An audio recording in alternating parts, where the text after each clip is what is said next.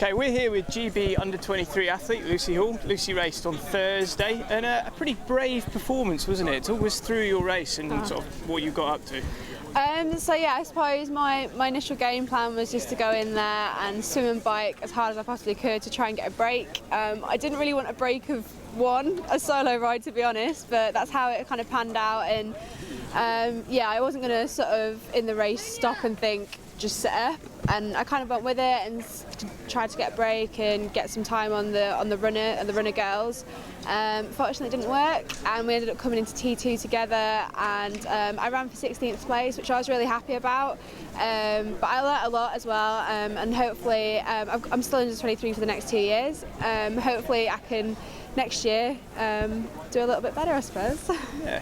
At what point do you make the decision to sort of either crack on and get on with it, or, you know, it's quite a brave decision, a difficult decision to make when it has such a big impact on possibly how you run and then your overall result. Yeah. So at what point did you make that decision yesterday? I suppose, well, even before the race, I knew what I was going to do, but as soon as I dived in, you kind of like get your race head on, and as soon as that happens, you're in the zone and you're just going for it. And like around the first Or buoy for our American friends. I don't really know, which one to go. I'll say boy. Around the first buoy, I kind of had a quick look back, saw a few girls were kind of like after me a little, and diving through on the next 750, I kind of had a look back and they were still there. I thought I could like make them try and like to come along with me, but they didn't seem like they were really game for that, so I was like, head down, just go. And yeah, for the next sort of 750 I just put my head down, just went for it, and from then on I knew that 40k would be really tough, but it'd be a solo ride. Yeah, it's certainly a gutsy way to do it.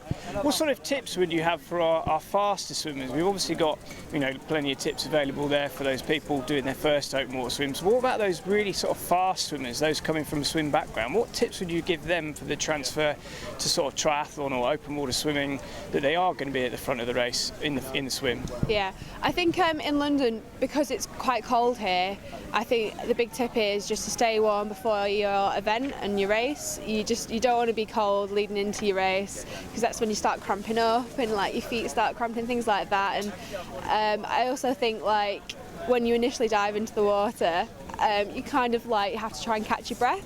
It's just trying to stay calm, not panic, be confident that you know you're a good swimmer and that you just hold your form, and make sure that you're sighting the buoys, and you know where you're going and you know the course as well. It's easy to miss a buoy or to hit the wrong buoy or something like that. So yeah, I think it's just to stay calm and confident.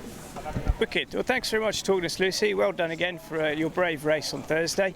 Thank you. Thank you.